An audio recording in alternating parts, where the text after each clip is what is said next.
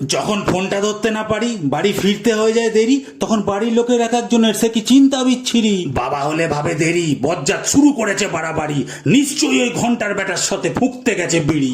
আসুক আজ ঘরে, দেবো এমন ধরে, তারের ওপর শুকুর দিয়ে দেবো একদম উল্টো করে। বোন আবার ভাবে বেরোবার প্ল্যান হলো সবে, ওর জন্য ঘুরতে যাওয়ার প্ল্যানটাই ভন্ডুল হবে। বাবাকে বোঝালাম কষ্ট করে, ফিরে আসবো তাড়াতাড়ি ঘরে, এই বেটারা নিজ্ঞাত কোথাও পড়ে আছে মাল মেরে। মায়ের ভাবনায় এলো, দুর্ঘটনা মনে হয় হলো, এই বাবুর বাবা গাড়িটা বার করে দেখি না, এগিয়ে চলো, অ্যাম্বুলেন্সে ফোন করো, কেউ অক্সিজেন ধরো, আমার বাবুটার কি হলো, চিন্তা হচ্ছে বড়।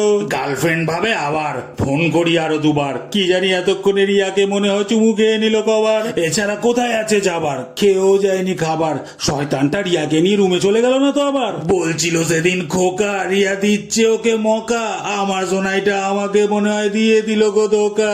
আসলে ঘটনা যেটা ঘটেছে, পুলিশ আমার বাইক ধরেছে, লাইসেন্স হেলমেট ছিল না বলে আচ্ছা করে পালিশ করেছে। স্যার ফিরিয়ে দিন অন্তত আমার ফোনটা, কেমন করছে আমার মনটা, গোটা 400 বার ফোন করে ফেলেছে, এর মধ্যেই আমার ছোট বোনটা। ফোন আসছে কার ওসব জানার নেই দরকার, সব তুই এক্ষুনি পেয়ে যাবি, আগে 500 ছাড়।